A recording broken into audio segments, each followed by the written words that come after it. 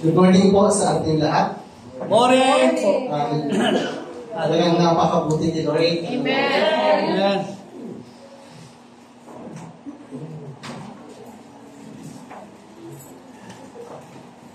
Hello. Mas malakas-takas. Ano lang ba? Amen. Pagin po si Lord, ano ngayong umaga? Sino po yung yung talagang nagagalak? Ano po ngayong umaga? Sino yung talagang nasasabi na hindi lang makapag-worship kay Lord, kundi makadisip din ng kanyang mga salita. Hallelujah! Ano po talagang napakabuti po ng ating Panginoon. Kasalanan ng kanyang biyaya po talaga sa atin.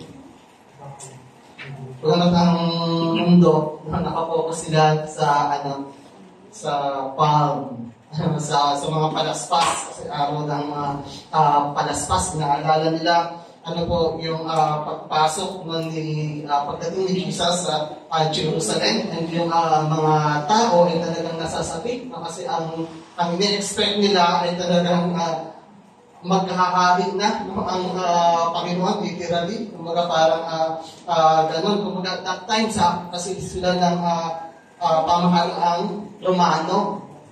So parang iniisip nila makakalaya na sila doon and mabibuild na yung kingdom ng Panginoong Jesus or yung kingdom ni David. So pagdating ni Jesus Christ, yung mga tao po ay talagang sobra-sobra yung kanilang sigawan, sobra-sobra yung kanilang hiyawan, kusahan, indahayos, pagpalain ang dumarating, yun yung kanilang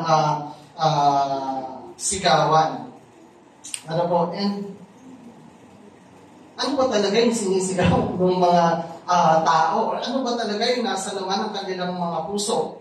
Maaaring minsan may dadadala kang palaspas o ano ng mga palaspas, pero ano yung talagang sinisigaw na ng iyong puso? Yan ba ay talagang pagsamba or pagpupuri sa Panginoon? Dapat tama lagi yung ating isipan. Dapat tama lagi yung ating motibo sa anuman pong ating ginagawa. Hindi po yun yung ating mensahe ngayong umaga, pero may kinalaman sa pagsamba pa din sa ating Panginoon.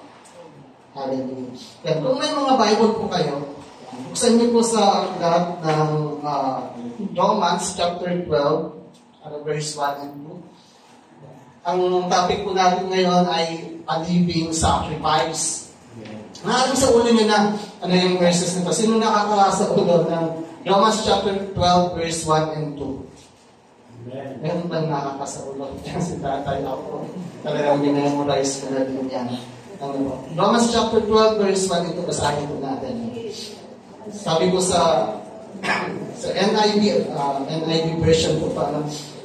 Therefore, I urge you, brothers and sisters, in view of God's mercy, to offer your bodies as a living sacrifice, holy and pleasing to God. Now, this is your true and proper worship.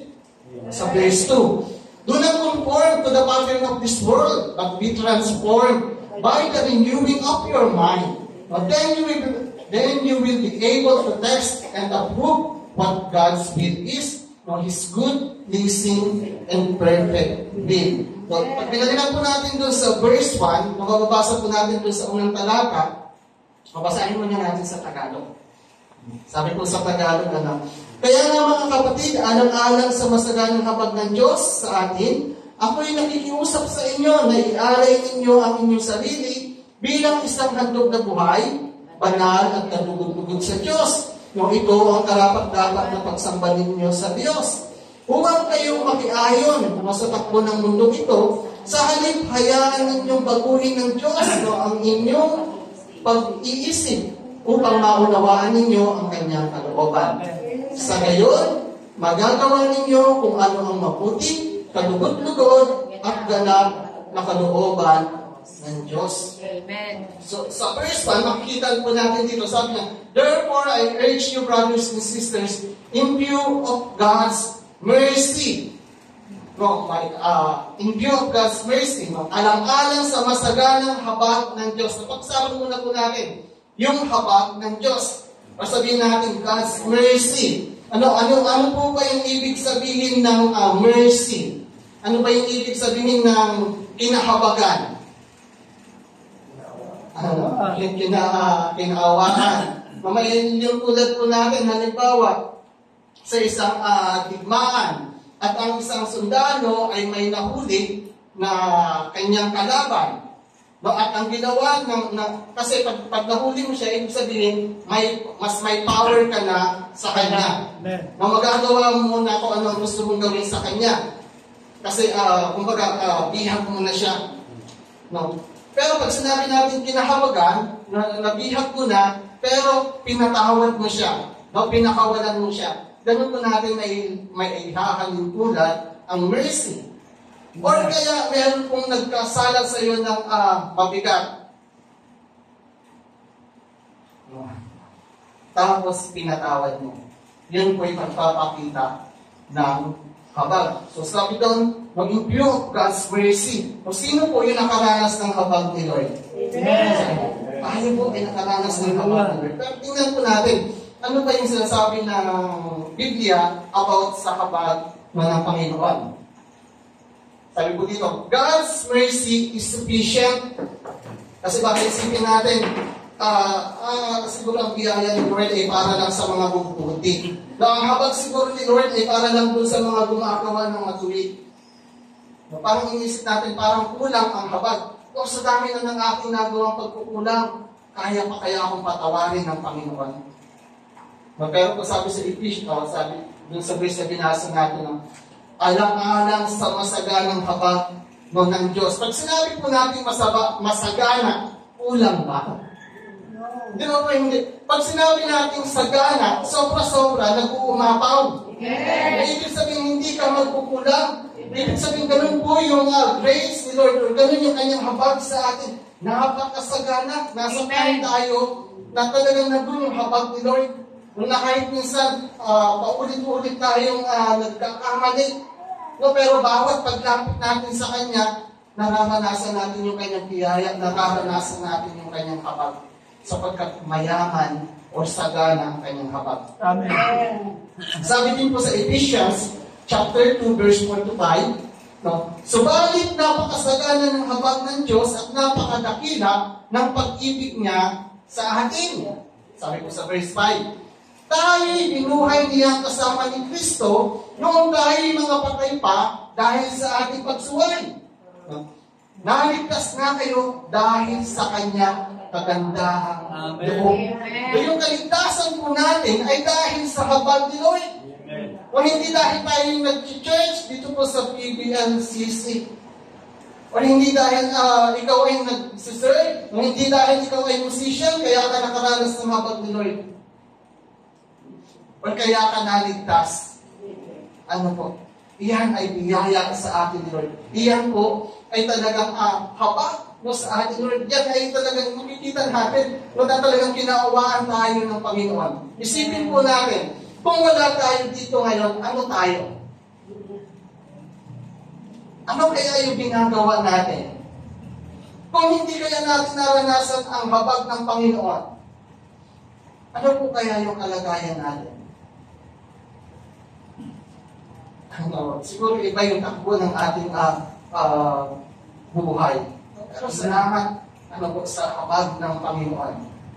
Sa kabila ng ating mga dating buhay. Sa kabila ng pagiging masungit.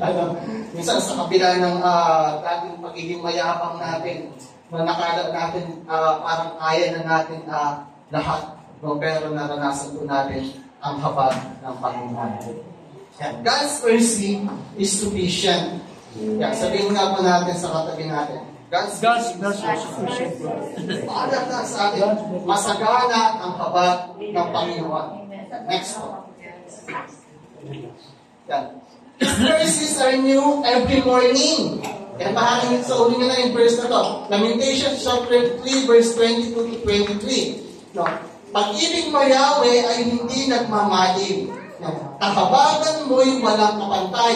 Ito'y laging sariwa bawat umaga. No? Katapatan mo'y napakasakila. No, ganun mo'y pinararanas ng Panginoon ang kanyang habag. No, ito daw ay laging sariwa. No, bawat umaga. No, yung habag ng Panginoon kahapon ay iba sa pinararanas niya sa atin ngayon. Amen. Ano po, laging ganun ang nangyanda ni Lord sa atin, laging bago.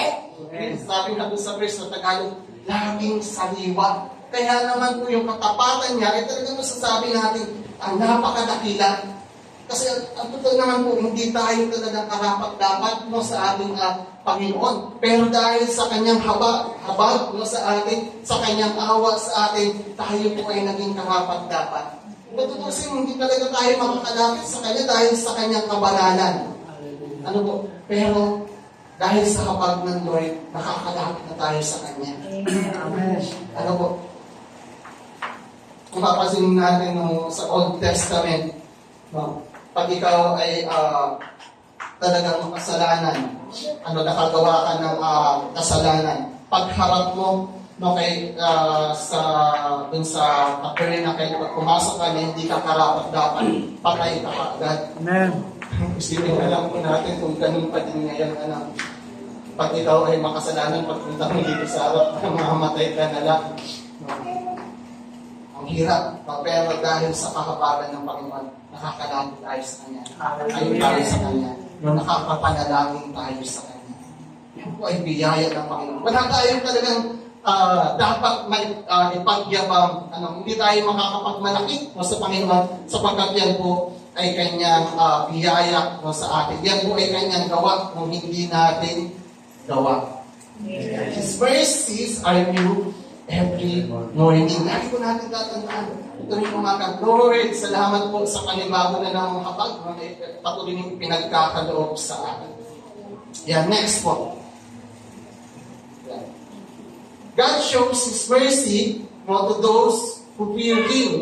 Dito naman makikita natin, sino ba yung nakakaranas o sino yung nakaranas ng habag ng Panginoon. So una po ay doon sa may takot sa Kanya. Sabi po sa Luke chapter 1 verse 50, ang kanyang kahabagan ay para sa lahat ng saling-lahing may takot sa Kanya. So, ang nakakaranas ng habag ng Panginoon, una po ay yung mga tao, o ang kahabagan talaga ay para sa lahat. Pero makikita po natin dito, yung favor, yung pabor ni Lord, ay doon sa mga lahing, saling-lahing may takot sa Kanya. So, ito po yung pinag-usapan natin na takot ay takot ng paggalang. Hindi yung takot na, ano ba yan? Yung takot sa multo. Yung iba't ibang klase po, may iba't ibang klase ng takot. Pero ito yun, sabi na ating, banal na pagkatakot. Ito po yung sinasabi natin na mayroong paggalang. Ang anak, dapat na may takot na sa kanyang magulang. Ibig sabihin po, mayroong paggalang, mayroong respect. Ba't po sinusunod ang parents mo? Sabi na, kasi natatakot akong paluin ako. Pero ang totoo po noon, yun ay paggalang mo sa iyong magulang. Magkano din naman kay Lord, no? Meron tayong talagang paggalang, meron tayong respect sa Kanya na talagang inaayos din natin yung ating sarili, paghaharap sa Kanya. Last, may ginanap kaming submission and parang part nun ay haharap ka sa korte. Parang ganun po yung tawag ba? Parang ganun yung atmosphere. Paano ba pag umarap ka sa court? Nandyan yung judge, tapos may attorney. Siyempre dapat maayos ka. Sino kung nakapasok na sa korte? Hindi ko naman sinabi bakit tayo may kaso. Pero sino pong nakatry na pumasok sa korte, ano yung parang sura? Para bang makakagalang-galang yung lugar, ingay, tahimik lang, parang ganun po. Ibig sabihin, balik tayo doon. Inaano mo yung respect mo kay Lord, paano kaya ako haharap sa hari ng mga hari?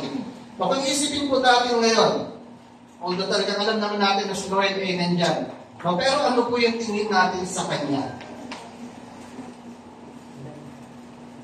Ano po? Pag nandiyan yung hari ng mga hari, sometimes kasi minsan iniisip po natin ay si Lord ay ating Savior lang, matagapagligtas. Siya ay friend, kaya body-body lang. Okay lang kahit ano, tanggap naman ako ni Lord. Pero minsan isipin din po natin na ang Diyos na pinaglilingkuran natin ay hari ng mga hari at dapat natin siya kilala. Anyway, ano lang po natin. Pero yung sabi dito, ang kanyang kahabagan ay para sa lahat ng salindaring may takot sa Kanya. Na mabuting bagay po yung magkaroon ka ng banal na takot sa ating Panginoon. Ibig sabihin, susundin mo kung ano yung nais niya sa inyong buhay. And next po, sino nakakaranas pa ng habag ni Lord? No? Ang habag ni Lord ay nararanasan ng mga taong kanyang nais iparanas. Ano po? Whom He chooses. Kung sino yung nais ni Lord na paranasan niya ng kanyang habag, nakakaranas po ng kanyang habag. So, sabi sa Romans 9, verse 15, pagkat ganito ang sabi niya kay Moses.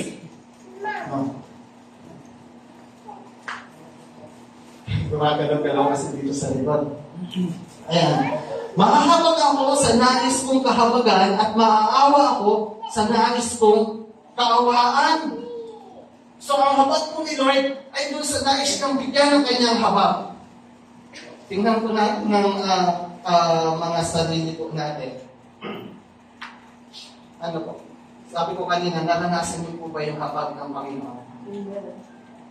Dahil yun sa kanyang nais. Nais niyang kahabagan ka. Nais niyang kaawaan ka. Nais niyang kahabagan tayo. Kaya natin naranasan ang habag ni Lord dahil sa kanyang nais. So, ibig sabihin, pag naranasan mo, ang habag ni Lord, special ka. Amen. Kasi isa ka sa nakaranas, isa ka sa pinili ng Panginoon na iparanas niya yung kanyang habag sa iyo. Kaya nga po tayo nandito, mapapalad. Tingnan po ulit natin ating mga katabi. Mukha bang mapalad? Mukha bang nas? Mukha bang nakaranas ng habag ng Panginoon? Hallelujah. Hallelujah. Salamat kay Lord. Ano po? Next slide tayo. Yan. Nakakaranas din ng habag ng Panginoon yung mga tao na mahabagin. Wow. Tayo pinakaranas ng habag ng Panginoon. Pero tayo din po ba ay mahabagin? Tayo din po ba ay nag-show ng mercy? Sabi po dito sa Matthew chapter 5 verse 7, pinagpala ang mga mahabagin sapagkat kahabagan sila ng Diyos. Na mapalad pala pag tayo din po ay nag-show ng mercy. Or baka naman po yung kapatid natin sa pananampalataya ay hindi pa natin mapatapang ngayon. Mapag naman sana.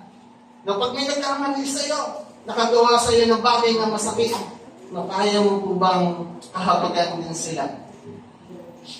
Ano po? Kaya mo bang i-forgive na yung nagawa nila sa'yo? So mapalad pagka-merciful ka din. Kapag ka ikaw ay mahabagin din. Minsan nilalagay din sa ating puso ng Panginoon niyang pagiging mahabagin. Ano po, pag lumabas ka, nung nakita mo yung mga tao na wala pa kay Lord, parang nakakabag ka na, Lord, nawa sila din makaranas ng iyong biyaya. Lord, nawa sila din ay makakilala sa'yo. Lord, nawa sila din po ay, kumbaga, makasama namin. Ano po, sa paglilingkod, sa pagsamba sa inyo. Si Lord ay naglalagay din yan sa, or sabihin natin, ng compassion, sa bawat isa po sa atin. So, pinagpala ang mga mahabagin sapagkat kahabagan sila ng Diyos. Kaya kung hindi ka pa mahabagin at gusto mong magpalain ni Lord, simulan mo dito, maging mahabagin. Matuto tayong mag-forgive. sa anumang nagagawa po sa atin. Hallelujah. Yun po yung una, no, God's mercy. So, sabi doon sa verse na binasa natin, kaya nga mga kapatid, alang-alang sa masaganang habag ng Diyos sa atin. So dito po sa verse 12, no, may tatlong bagay lang tayong pag-aaralan. Una doon, ito po, yung habag ni Lord. No, pangalawa, yan, living sacrifice. No, yun yung makikita din natin. Alang-alang sa masaganang habag ng Diyos sa atin, ako'y namamanhik. No, sabi ni Pablo, ako'y nakikiusap no, sa inyo. Ialay ninyo ang inyong sarili bilang handog na buhay, banal at kalugod-lugod kay Lord. No, mayroon pong paghahandog na ginagawa. Mayroon sacrifice. No, at ang sacrifice ay hindi na yung mga hayop na pinapatay like sa Old Testament. No, ang challenge ni Apostle Paul ay tayo na, no, yung sarili natin ang ihandog natin kay Lord. Ano po? Inihandog na po ba natin, no, ang ating mga sarili kay Lord? Ano po? Yung pagtanggap kay Lord ay isang beses lang. Nanalangin tayo ng pagtanggap kay Lord. No, pero yung pag-o-offer ng life, no, yung pag-surrender natin sa Kanya, everyday. Kung kaya mong every minute, palagi, paulit-ulit, pag nagsusurrender tayo, iniaalay natin no, yung ating mga buhay sa Kanya bilang handog na buhay. Ano po ba yung living sacrifice? Makikita po natin yun dun sa verse 2, nung nandun po yung pagiging living sacrifice. Next slide tayo. Sa A po, no? A living sacrifice do not conform to the pattern of this world. Yan po yung mga buhay na handog. O hindi mo na kinakailangan mag-conform o hindi mo na kinakailangan sumunod no, sa kung ano yung sinasabi ng sanlibutan. Pag ikaw ay living sacrifice, kapag ikaw ay handog kay Lord, hindi na yung mundo ang susundin mo, kundi kung ano na yung kalooban ng Panginoon. Yan po yung ibig sabihin ng living sacrifice. Kaya pag binasa natin, sabi doon, huwag kayong makiayon sa takbo ng mundong ito, doon sa verse 2. Yan, next slide po tayo. Yan. Sa 1 John chapter 2, verse 16, bakit hindi tayo dapat makiayon sa takbo ng mundo? Or bakit hindi tayo dapat mag-conform sa pattern ng mundo?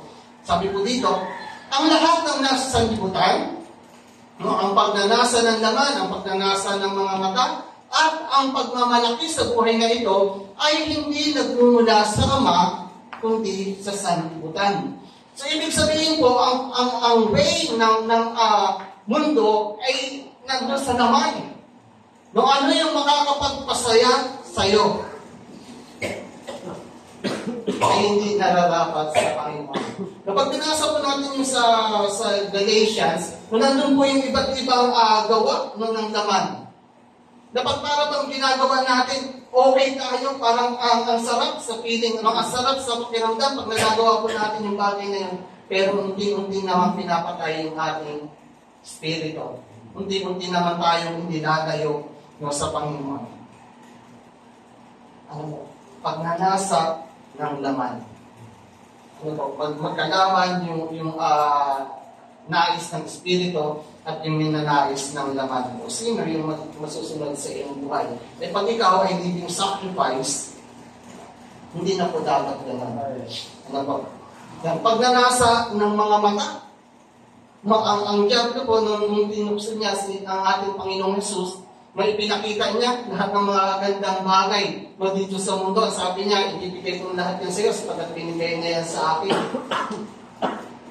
Ano? Lahat tayo, gusto natin yung mga magagandang bagay. Ano po sa ating paningin, yung din si Eva. Ano po, nung siya po ay tinukso, ano po, nung diablo, nung ahas. Ano po, tingnan mo yung prutas na to, di ba, napakaganda. O sa paningin ni Eva, talagang mukhang masarap. Yung kanyang tingin, pwede ko naman sigurong i-try hanggang sa nahulog sa pagkakasala ang Panginoon po, talagang lumikha ng mga magagandang bagay. Ano po, mabubuting bagay ang inilaan sa atin ng Panginoon. Pero pwede din maging distraction pagka yan ka na na-focus. Mabuting bagay na nakikita ko yung kagandahan ng iyong paligid, pero hindi ka dapat po ma-distract. Ano po? Sunod po, ang pagmamalaki sa buhay na ito ay hindi nagmumula sa Ama kundi sa sanlibutan.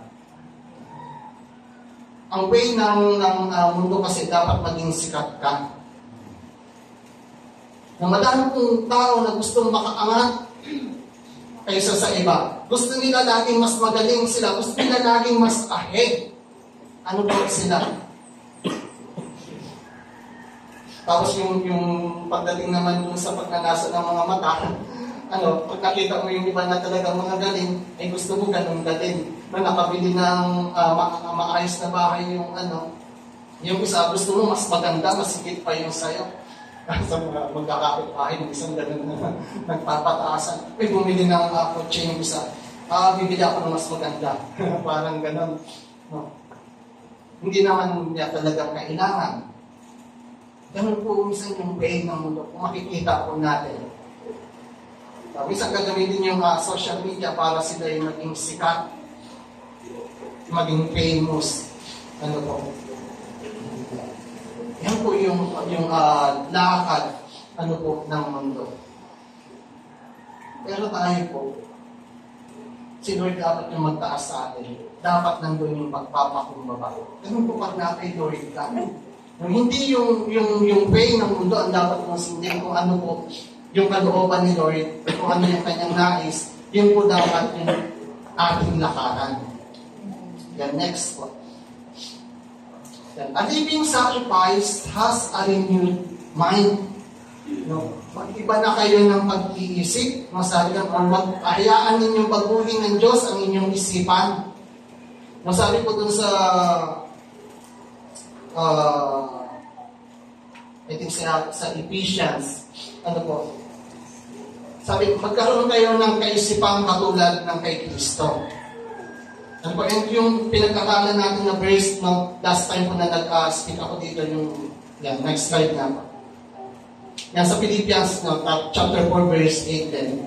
No, bilang pagtatapos, mga kapatid, lagi ninyong isa-isip ang mga bagay na karapat-dapat at kapuri-puri, mga bagay na totoo, marangal, matuwid, malinis, kaibig-ibig, at kagalang-galang. So, ibig sabihin po yung mga taong naihandog ang kanilang buhay sa Panginoon, ang living sacrifice, dapat nababago na yung kaisipan natin. Hindi na yung kaisipan natin dati.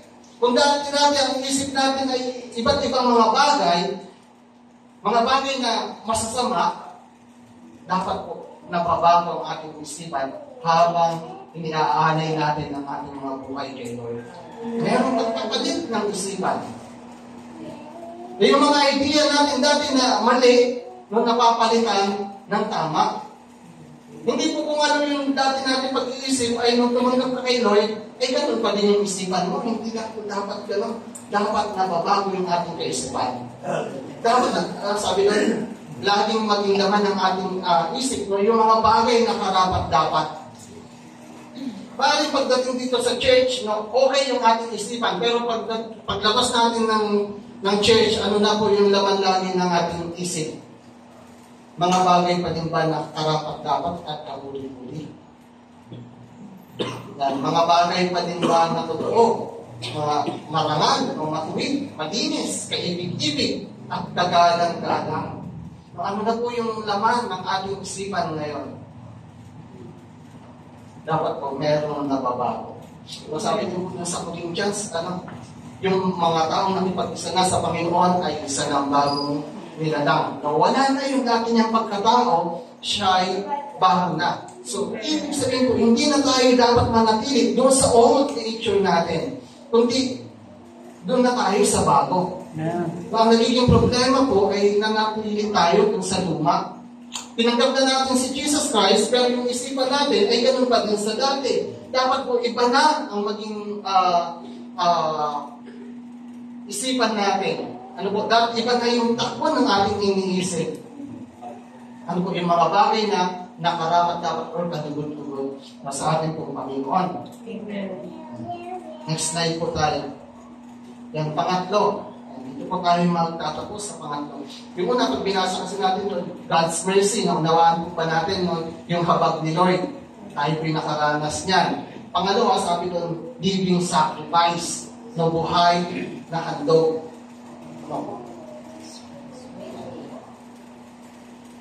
Pangatlo, sabi ko doon, may isip pa pala. Sorry. Yan. A living sacrifice is willing and available to do God's will. Hangin pa pala. Kapag tayo po ay living sacrifice or buhay na handog, o ibig sabihin po, tayo ay merong willingness. Willing ba tayo na sundin ang kalooban ng Panginoon? Hallelujah. Marami sa atin gusto na sumunod sa kalooban ni Lord, pero kulang, hindi available.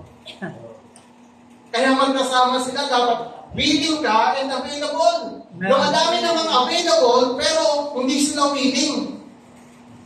Dahil ayaw kong sumunod kay Lord, ayaw tanggapin ko ano yung pinapagawa ng Panginoon. Pero available, na madami silang time na gawin kung ano yung pinapagawa ng Panginoon. Meron namang tao na gustong gawin ang pinapagawa ng Panginoon, pero sobrang busy, ang daming gawain. May trabaho kasi ako, kaya hindi ko magampanan yung ganitong activity or hindi ako makapunta. Kasi ito ang dami kong schedule. Pero gusto nila. Yun lang, hindi available.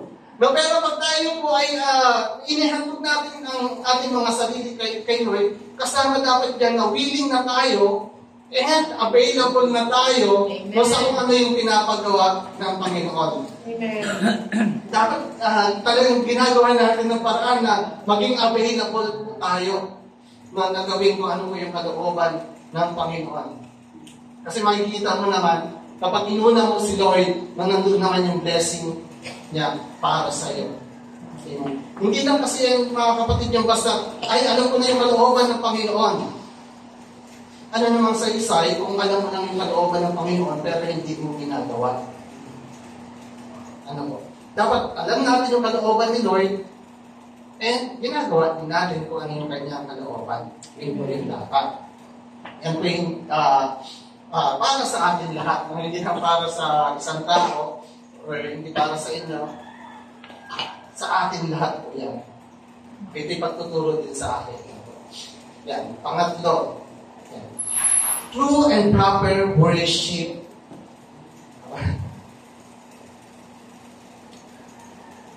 Yan ang tunay na pagsamba ninyo sa Diyos. O sabi doon, yan ang karapat-dapat nung napagsamba ninyo sa Diyos. True and proper worship. Pag may sinabing true and proper worship, ibig sabihin pala, may worship na hindi true. May worship pala na hindi proper. Pero minsan tinatawag natin, nag-worship ako kay Lord, pero yan ba ay true and proper worship? Amen. Yan ba ay tamang pagsamba? Ano ba yung tamang pagsamba? Ayon dito po sa ating sinabi. Yan, next slide po tayo. Yan. A true and proper worship requires offering and sacrifice. Kasi sabi niya doon, pero mga kapatid, dahil nakaranas na kayo ng habag ng Panginoon, kayo ay pinalaya na, kayo ay pinatawad na. Ang gawin niyo naman, iaanay niyo ang inyong sarili. Ihandog niyo ang inyong sarili bilang handog na buhay kay Lord. Tapos nasa taas sabi niya, yan ang karapat-dapat na pagsamba ninyo sa Diyos. Amen. Merong pagkahandog. Ibig sabihin, nakakasamba tayo kay Lord kapag inihahandog natin ang ating buhay sa Kanya. Amen. Sometimes pumunta tayo sa church, ang inihahandog natin ay yung kanta, pero yung ating buhay ay hindi. Amen. Ano? Sometimes pupunta tayo sa church, ang handog natin ay yung opening natin, ibibigay natin, pero yung buhay natin ay hindi kasama. Pero dito po tinuturuan tayo na ang tunay na pagsamba kay Lord ay merong sacrifice, merong handog, at ang handog ay tayo. Amen. Ano po, ino-offer natin kay Lord. We surrender everything sa Kanya. The next slide po tayo. To be able to offer sacrifices for the Lord, we must have. Meron tayong kailangan. Paano mo pa maihandog ang iyong sarili kay Lord? Yan. Next slide. Una, kinakailangan, pag maghahandog tayo kay Lord, merong altar. Katulad po niyan. Dito, pag nandito ka sa church, ang altar ay pupunahan. Yun yung altar. At pag-altar po, sinabi dito, our personal time with the Lord, our devotion. Marami. Nung kami po yung umattend ng revival of worship dun po sa Mindoro, ay ang topic po ay restoring the altar. So sabi doon, maraming naghahandog kay Lord, pero sira ang altar. Imagine niyo po yan. Sira ang altar, tapos ilalagay mo doon yung handog mo. Kaya nung hindi nasusunog, yung altar, yung handog, sira ang altar. Maaaring nung nakakilala tayo kay Lord, talagang grabe, no? Every night, meron tayong devotion, talagang or kaya madaling araw. Araw-araw, lumulugod tayo kay Lord, nananalangin tayo. Pero habang tumatagal, sa ating pamumuhay Kristiyano, nawawala. Dati meron tayong altar, lumulugod tayo sa Panginoon. Or kaya naman, nakakilala na tayo kay Lord, pero hindi naman tayo nagkaroon ng altar, wala naman tayong personal devotion. Mga kapatid, sinasabi ko na po, kinakailangan meron tayong altar, meron tayong time with the Lord. Amen. Ano po? Minsan kasi handog tayo ng handog, pero hindi naman ayos yung altar. Giba ang altar. Pagtatanungin ko po kayo ngayon, meron pa ba kayong personal time with the Lord? Pag sinabi po natin dapat personal time, alam mo na pag time na yun talaga yung gagawin mo. For example, every 3 a.m., talagang gigising ako tapos mag-pray ako. Yun yung aking altar, yun yung aking devotion. Wala pa naman ginagawa ng pagka-hihingan talaga yung unahin mo. Ang problema mo na lang dyan, kung magigising ka ng 8 a.m. para gawin ko ano yung pinangako mo, or gawin mo yung devotion mo, or yung time with the Lord. Minsan doon tayo nasisira, Dati ang minute natin, talagang bumabangon tayo hanggang itong oras. Para kay Lord.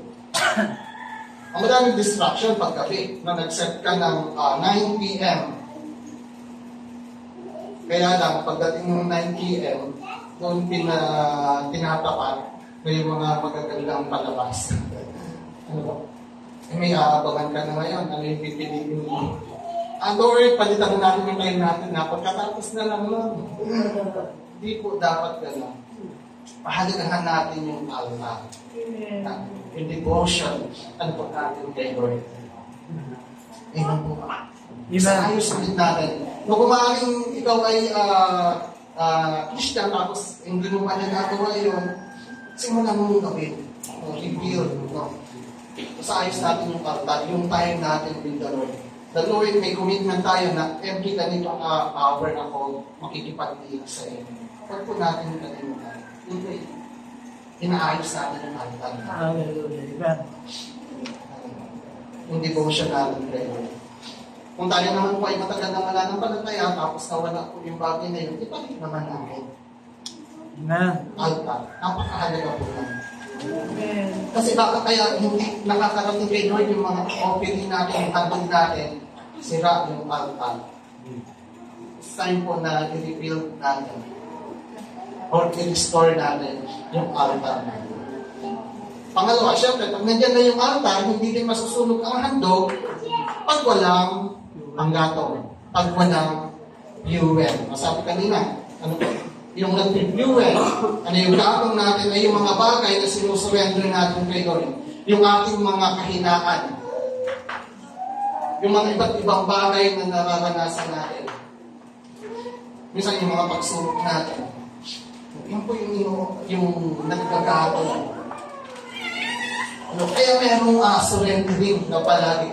Merong pagsusuko na ng ating buhay sa Panginoon. Every time na nalapit tayo kay Lord, we surrender. Kasi yan yung gatong. Ano po? Yan yung paggatong. Yan yung mag-jubel doon mo sa ating handog. May altar na, meron ng gatong, yung pangatlo. Sacrifice, yung po yung binasa natin kanina, tayo na po. Hindi na yung mga hayop, ano pa yung sacrifice, kundi tayo na, yung ating buhay. Pag sinabing sacrifice, may mga bagay na pinapatay. Or sacrifice, ang papatayin. Ano, pero sa ating bilang buhay ng mga sacrifice, may mga bagay na tinatanggal si Lord sa ating mga buhay. May namamatay din. Katulad ng ating lumang pagkatao. Yan po yung pinapatay. Sinusurrender natin kay Lord. Tayo na po. No? Yung sacrifice. Ayan. Na ba? Meron ng altar, maayos ang altar, yung commitment natin kay Lord, devotion natin. Tapos, nandiyan na, nagsusurrender tayo kay Lord. And nandiyan na yung sacrifice, tayo po yung ating mga sarili. Yung pang-apat, syempre, yung apoy.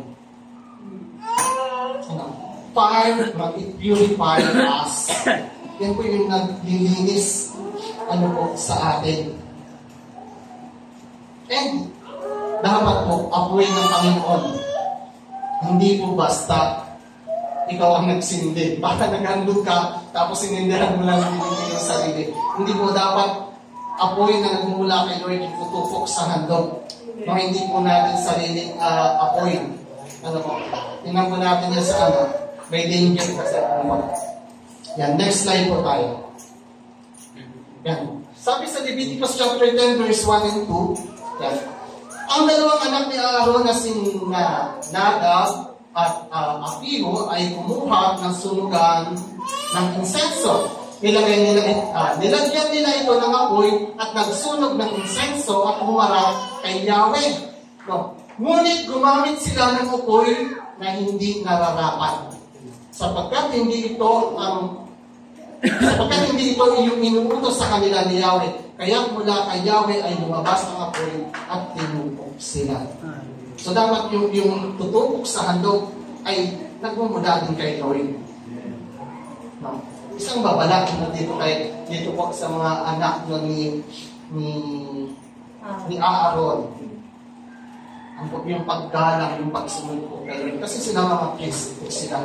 Pero yung bagay na ginawa nila, hindi naman yung utos ni Lord. Gumamit sila ng apoy na hindi nararapat. Ganun din naman sa ating po. No? Dapat apoy ni Lord yung tumupok po sa atin. The next verse po tayo. Sa Malachi chapter 3 verse 3, sabi niya po doon, darating siya at mauupong tulad ng isang tagapagdalisay ng pila. Dadalisayin niya ang mga anak na lalaki ni Levi katulad ng ginto at pila at sa pamamagitan nito ay magiging karapat-dapat ang kanilang handog kay Yahweh. Marami pong sinasabi ang Bible pagpatungkol po sa apoy. No? Sabi doon sa ibang mga verse, yung ating pananampalataya ay pinararaan sa apoy na parang malaman kung talagang dalisay. No, ganun din naman yung ating mga buhay. No, yung apoy na nagmumula sa Panginoon, yun po yung nagdadalisay sa atin. Sabi po dito, si Lord po ay katulad ng isang tagapagdalisay ng pila. No, ang ginagawa po pala yan. Sabi po nung isang nag-share, lingkod din ni Lord na nag-share. No, isang tao daw po na nagtataka siya. bakit inilingkulan ni Lord na siya ay tagapagdalisay ng pilak? So, pumunta po siya doon sa isang lugar na ito po yung ginagawa. So, ang ginagawa daw po talaga, nung nag-purify ng silver, ay talagang, siyempre, papakapunin muna. After nung papakoy, buo po siya at babantayan niya na yung kanyang pinupurify. Yung binabantayan niya yung pilak. Kasi dapat daw, tama yung apoy, tama yung init, na hindi pwedeng bumaba yung temperature o masyadong tumaas. At sabi doon, pinagmamasdan, talagang nakaupo lang no, yung tagapagdalisay at pinagmamasdan o tinitingnan na yung kanyang yung pilak na tinatalisay yung silver. Dahil agad, kasi ilang oras na nakaupo ka lang doon, tapos titingnan mo, babantayan mo. Ganun daw po yung Panginoon sa atin. No, kagaya ng isang tagapagdalisay na pilak. Talaga, sinusubaybayan niya tayo, tinitingnan niya tayo. At siya po yung dumadalisay sa atin. Amen. Sabi nung taong pumunta po doon, tinanong niya yung tagapagdalisay ng pilak. Sabi niya, paano mo naman malalaman na okay na? Yung silver, paano mo nalaman na na-purify na yun? Sabi daw po nung ayun po, nung nag-purify na yun, nung nag-refine nung silver, ang sabi niya, paano nakita ko na yung mukha ko doon sa silver? Diba? Ganun po. So, ibig sabihin, tayo po ay talagang purify na pag nakikita na ni Lord yung kanyang sarili sa atin. So, kahit yung ibang tao, pag nakikita na yung mga katangian ni Lord sa atin, yun po yung time na talagang tayo na purify na. At yan po ay trabaho ni Lord. Hindi natin kayang linisin ang ating mga sarili. At sa atin lang ay isurrender na yung ating mga buhay sa Kanya. Napakagandang challenge sa atin ngayong umaga. Ngayon, ang tanong po, sino yung nagnanais na siya po ay maging living sacrifice? Amen. Hallelujah. Hallelujah. Ano po? Nag-aralan po natin kung ano yung buhay ng taong naghandog ng kanyang sarili kay Lord. Hindi na makikipag-compromise or hindi na susundin sa pattern ng world. Ano po? May bago ng pag-iisip.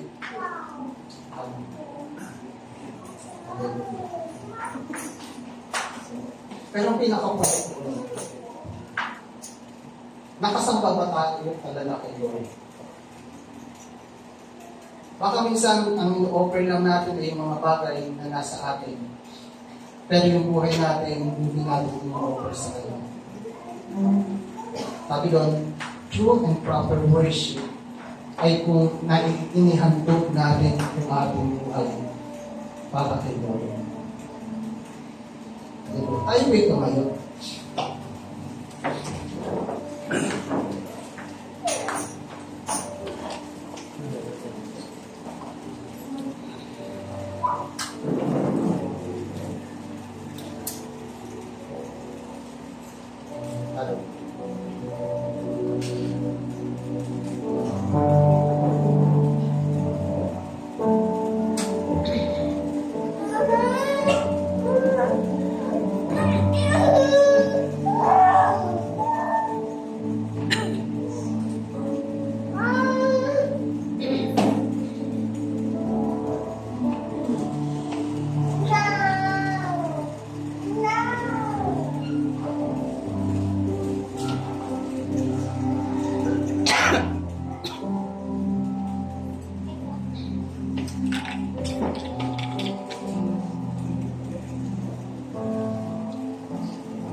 Naroon po tayo ng talagang pagsisiyasa